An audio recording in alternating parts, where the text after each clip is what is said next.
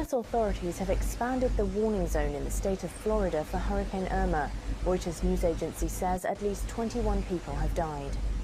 Absolutely, Anderson. You can feel it. It's been interesting. We've been down here for the last 36 hours or so, and in the beginning they were raising rum drinks and making fun of those who evacuated prematurely, they said. But just in the last several hours, as these reports came in, the traffic on US 1 heading north is noticeably heavier. A man on his bicycle just rode by and said, I was going to ride it out. No, I got to go north. I got to go as far north as I can. We are on Cudjoe Key, right above the lower keys. Below us, a stunning, sort of prototypical Key West sunset happening back there, but there is nobody in Mallory Square, trust me, watching that with a boat drink tonight. In fact, many of them have brought their cars here, and this shows the desperation when you live inches above sea level.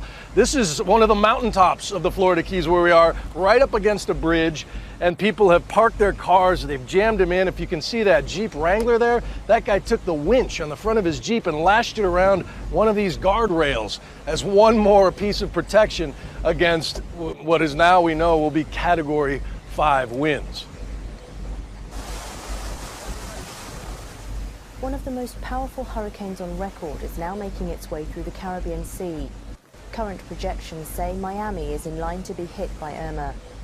Florida has issued an evacuation order for 5.6 million people. That's 25% of the state's population. As we get more information now, a day ago, we didn't anticipate this much storm surge on the West Coast. Now we're getting it, so we're going to have to change. We need more. We're going to have more. I'm sure we're going to have more people going to shelters now on the West Coast than we thought 24, 36 hours ago. People are taking steps to prepare ahead of the storm's arrival. It's best to, have the supplies you need to make sure that everything's taken care of. It's not my first hurricane, so I know what, the damage it can cause. So I'd rather have a little headache now than a bigger one later. In Puerto Rico, at least 3 people were killed and some 70% of households lost electricity. That's absolutely right, Wolf. It's not blowing that hard. There's no rain. But, just about 15, 20 minutes ago when we last spoke, it was a very different picture. Yep. Let me just get my jacket on. Woo! And Wolf, I didn't have a rain jacket on when this squall hit because it had not rained a single drop here all day long. We hadn't seen any rain, and it just goes to show how quickly these things can come out of nowhere. So if you are in Florida awaiting this storm, don't be outside. Don't be near the water.